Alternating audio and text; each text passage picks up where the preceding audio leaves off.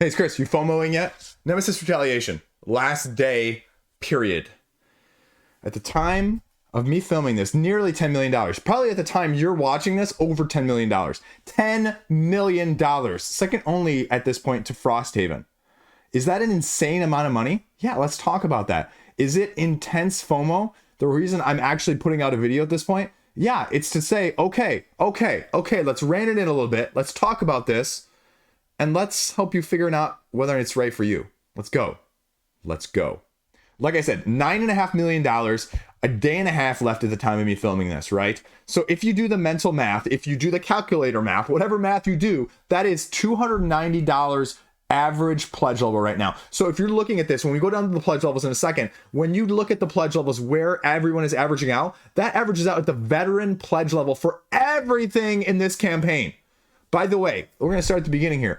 It is coming to you potentially in April of 2025. April of 2025. You're putting $300. Your group needs, your group dynamics, whether or not you're going to have a group, let's say 2 years from now, because you know this isn't going to be on time. Average Kickstarter overlay of anything miniature is about 3 to 6 months. Nemesis, anything along those lines falls under that category. And Awakened Realms, their track record speaks for itself when that comes. You don't have to worry about it, but you have to worry about when, essentially. And so are you willing to put this up at 2026? 2026. We are not even yet in 2024, folks. And that's point number one is I hate that these crowdfunding projects are coming to us with such unfinished stuff along the way. They have the best miniatures. They have the best top-notch artistic design. I love the artistic design. That's why I got Ether Fields, right? Dragon Eclipse looked fantastic. This art conceptually is freaking amazing. Like, I would rather spend my money, and maybe they should put out a second Awakened Realms, call me, do art prints. Holy effing forking balls, Batman. I would put art prints on my wall of this if you could make classy minimalistic stuff that's just on the page. But let's talk about this for a second. Core Edition, MSRP. You know, I saw a comment on this elsewhere, and this is a highly underrated point across the board. No one pays MSRP. And yet retailers, publishers throw it on these pages all the time. No one pays it. No one. If you buy it online, if you buy it on the secondary market, secondary market, you might get marked up for it a little bit because if you're FOMOing, that's what happens here. No one cares about the MSRP. What's it actually going to be at retail? What's it actually going to, nope, can't use that point because it doesn't exaggerate the savings as much to make you FOMO as much. Folks, Awakened Realms, awesome business. Second word there, business. They're not here as your parasocial friend. If you're not familiar with parasocial relationships, go look it up. Publishers are utilizing marketing to be your parasocial friend now from an interwebs side of things. Because we all know it's hard enough in real life to have enough to even play these games sometimes, right? Ooh, that one struck home there, right there. Let me tell you why you need to FOMO. All of this new stuff. You know what? They even went Team Liege. They went Standees. And again, compliment sandwich. I love the fact that they went to Standees. I love the fact that they separate out the miniatures. However, they also have the acrylics, and I give them a lot of kudos for that. But then I worry that if you do want any of the expansions, if you do look at getting any of the expansions down the line, are all of those other expansions going to have Standees too? You know, if they are, awesome. If they're not, I hate the mismatching, because if it's a mismatch, it wants you to have them match, right? And when I say I mean your own internal OCD, completionist, I want everything to be the same sort of thing, right? You know what I'm talking about. Yeah, you're going to get the stretch goals. The stretch goals are going to be whatever they are. They commented in the comment section, there's not as many stretch goals. We stopped doing the stretch goals after a certain day because feasibility-wise, money-wise, it's just not where it was when original Nemesis came around. And you know what? I'm fine with that. That makes a lot of freaking sense. It does. From a business standpoint. And I'm not going to fault them for being a business, right? If there weren't businesses, we wouldn't have games. If we didn't have that, I wouldn't be able to talk about games in the first place. Now, I truly wonder if this is the final part of a trilogy. No wording there, right? Final part of this trilogy. this trilogy. If you really think that they're not going to come back to this, that's like saying chip theory isn't going to come back to Too Many Bones in a different way, right? And I don't believe that in a heartbeat whatsoever. So yeah, I mean, this is a great price. This is a great price for either of these. Again, that's not the issue, folks. But as I said at the beginning of this, the average pledge level is not 65. The average pledge level is not 109. The average pledge level is not double 109. The average pledge level is almost triple 109. Because that's also where the bottom line of all of this comes from. Big point number 2, expansions are where businesses make their money. It's where you lose money. It's where you lose your shelf space. It's why you have half of your expansions still in shrink. Have you played through the stretch goals of either of the first 2? If you bought the first 2, are they actually recommended? Point number 3, I've never seen a post anywhere on Board Game Geek or otherwise say anything but the core game is what you really are needing to play. The best experience, the most essential experience is not this plus this plus this or adding in. Like when I look at Marvel United, I go, that stretchable box is killer. It makes it or breaks it. There's so much amazing stuff in there that is not there in the original core. And this is the exact opposite almost. And so, right? That's, you don't want to hear that. Because now, you look at this and you go, well, and this is the tricky part, right? Awakened Realms definitely gives you a better price on crowdfunding, but is it actually a better price if you're paying for something that you don't want in the first place? And this is the tricky thing. This is the hedging your bets. Nemesis and Nemesis Lockdown have not really shown the dip post-campaign that a lot of others have. They have held up very well over time. Again, compliment sandwich. I can't make the argument that you're losing money. What I will make the argument of is you're losing money. Because if you don't play it, you're still losing money even if you can sell it for more, folks. If that makes sense. Sunken cost. You are putting that out there and it is not money that you will be able to use for, again, the next 2, maybe even 3 years, because it's going to take you some time to sell it unless you flip it the second you get it and you're one of those lucky people that can mark it up, right? That's not easy. I'm selling board games right now. I have a list of 110 games and I've gotten contacted for about half a dozen of them. And to be clear, I have them marked at like 50% of retail. The secondary market for this is slim. You have to be hot, you have to be precise, and you have to have something in high demand. This fits some of that, but you also have to be willing to say, I want to flip this. This is awesome looking, folks. My head and my heart right now are having serious conflict. I am this close to clicking back this as I'm filming this. As I pulled this up, I said, why am I not backing this, Chris? This is the exact thing that you've been waiting for.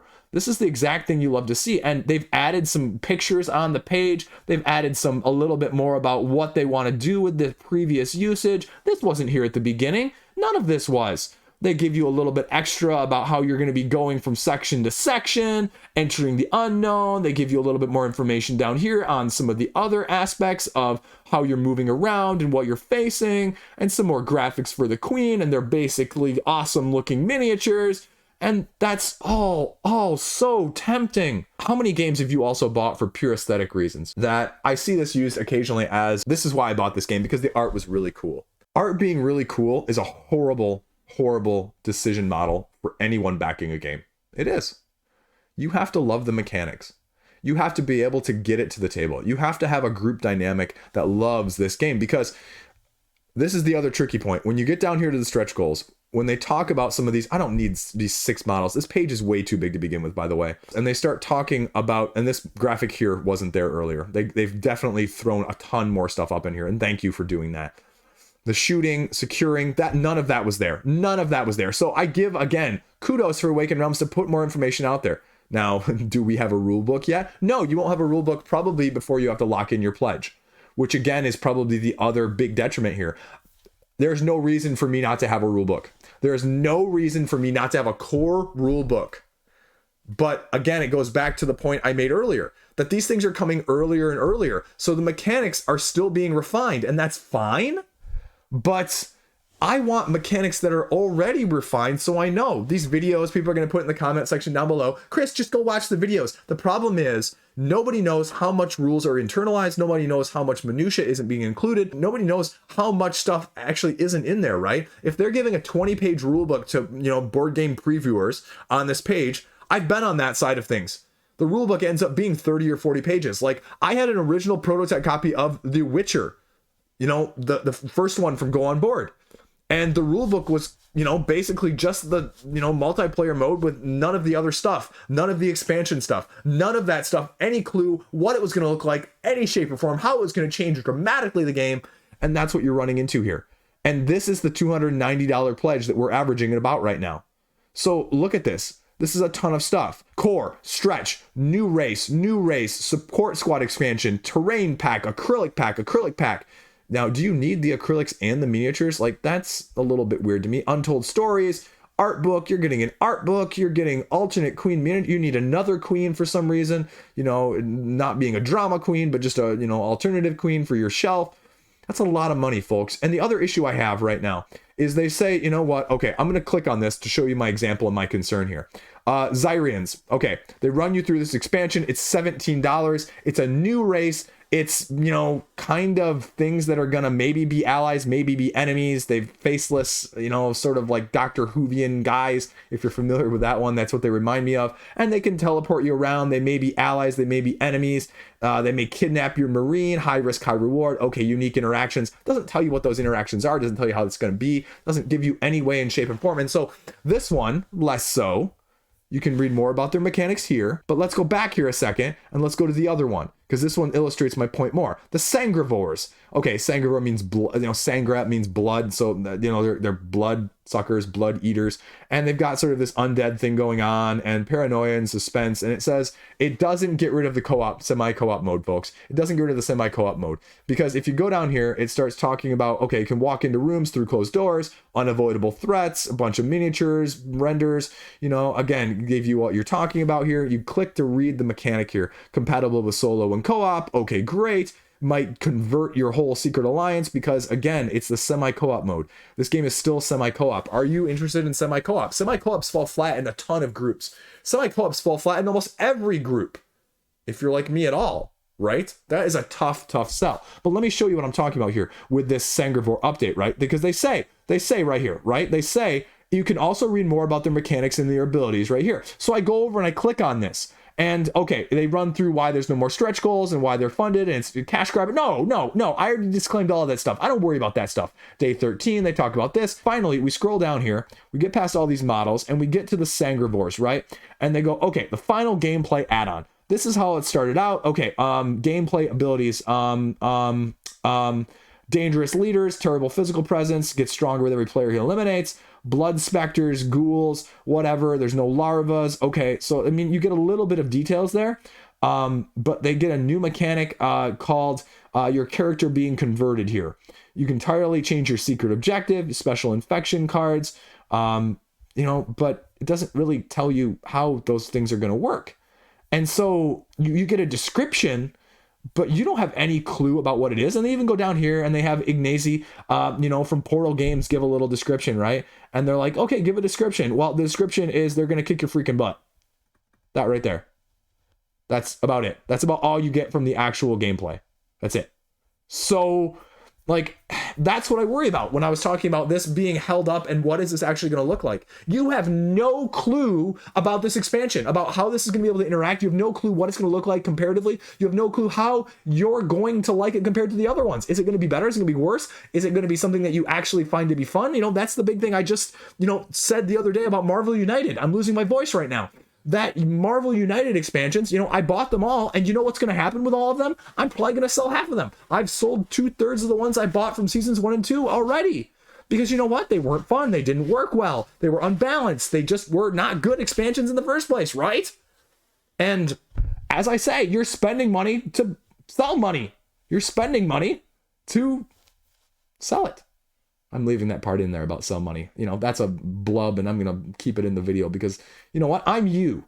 I am another backer just like you guys. I have this dilemma. I have this FOMO just like you.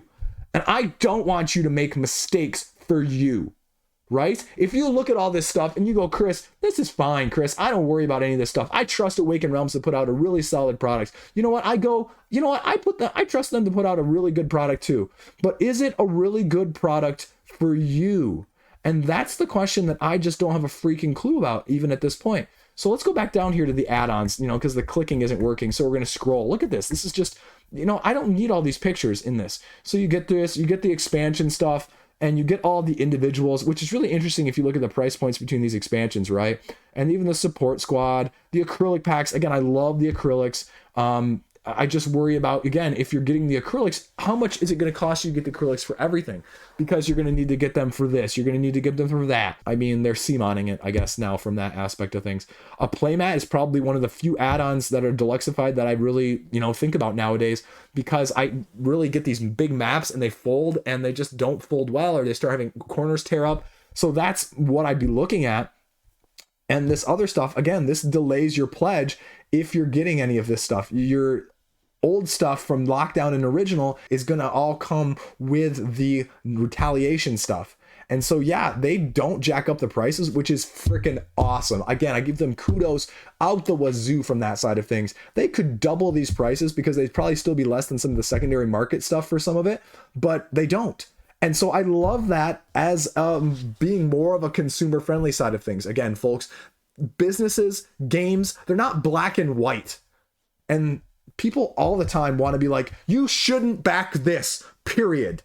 Other people are like, you should totally back this. It's a great value. Just like people, just like politics, just like religion. I'm not getting into any of that stuff, but it's not black and white. And if you approach it from that aspect, you're going to get burned eventually, one way or the other, or you're just going to make ill-conceived and ill-thought-out plans. Do you need most of this stuff? No. Is some of this stuff good? Yeah. Is all of this stuff good? No. But I mean, that's, again, I'd say probably the biggest issue here at the bottom is the bottom line being you don't have enough information right now to know what is good and what isn't good. You just don't. And even this information with these, yeah, you get some information, you get a little bit of preview content, you get a little bit of gameplay, but I'll make the flat out statement here that I don't think there's enough on this page, on this rulebook information, on these mechanics that are going to be included that aren't fleshed out one way whatsoever in any significant detail on the updates to let you know how much of this you want. So if you want the bare minimum, you pledge $1. Frankly speaking, you don't even need to pledge $1 because almost every single major campaign nowadays will also take late pledges without any significant increase. And yeah, you go over the FAQ here, you can do the $1 thing, 2 to 3 months delay between now and the pledge manager. It can't guarantee all the products will be available. They will be. Guaranteeing the pricing will be the same. They're going to be pretty close. If you're really unsure, $5 or $10, yeah, it's totally worth it because you're going to get in at the lowest level for 65 here. If we scroll back over here, and you know what? You're never pledging more than a core pledge during the campaign period, folks. There's no reason to, none whatsoever. There's no benefit to doing so. Very rarely do they increase the prices. And if they do, you're better off, you can afford the $10 or $15 difference because it's not going to be more than that either way. So take that for what you will. Take that into account when you're looking at this and trying to decide. There's no reason to have, if we ever make it back up to the top here, because clicking on it doesn't work at this point, that you should be backing at a $290 pledge level, right? None whatsoever. This average should not be that high. I don't personally get the reason why you would ever spend $290 at this point. And again, that's not to say that you can't spend $290, but what do you get spending $65 or $1 now and $290 total later? Versus if you, what's the loss there? There's zero loss whatsoever, hardly. If you rarely see an increase in pledge managers. And if they do, you know what? It's going to cost you $5 or $10. Is that worse? Or let's say you go in for that $299 right now and you have a life circumstance change, or you have a group change, or you just have a change of heart a month from now, 6 months from now, a month from now, maybe you get back 90% of your pledge, 90% of your pledge. So you're still losing $30 there. I mean, it's not insignificant. It's not huge, but do you like losing $30 there? Or let's say it's 6 months from now, you can't get that out. You can't. And so then you're going to have to wait and try and resell it. And in the meantime, do you need that money? Well, if you do, too bad. But if you don't, well, I mean, you're going to have to wait and try and resell it. And how quickly you want to sell it and how hot it is, depending on the saturation of the market, is going to determine how easy it is going to be to flip. And is it worth having 2 years of money tied up to make 10%? You know, oh, I paid $300 plus shipping and I sold it for $330. And I guarantee if you use pirate ship, that your cost to ship it to someone else, if you're like me in the continental US, will be less than whatever Awakened Realms charges you to ship it from the port to your house, right? CMON shipping prices, anyone? Yeah, you know what I'm talking about. You know what I'm talking about. Pirate ship is fine. So there you go. Nemesis Retaliation. Everything in a nutshell. Again, this is a nuanced conversation. I'm not going to tell you you shouldn't, but in all good conscience, I also can't tell you that you should. Because if you're like me and you got Nemesis Lockdown sitting right back here, basically freaking untouched for the most part, should you be getting it? Is this really that much better? Is this the one that's going to fill that hole in your heart? I don't know. But overwhelmingly, the odds are not in your favor. And that's what you have to think about. So, should you back it? Well, it's up to you. But personally speaking, I like a lot of information to help me decide. And I'm not sure I feel comfortable with all the information that's being provided right now as much. And again, let me be very clear about this at the very end here. As much as I freaking want this game, right? I freaking want this game. This looks amazing. Amazing. But is it going to be amazing for me? I don't know. Thanks for watching. Stay classy. Have a great freaking day. See you around.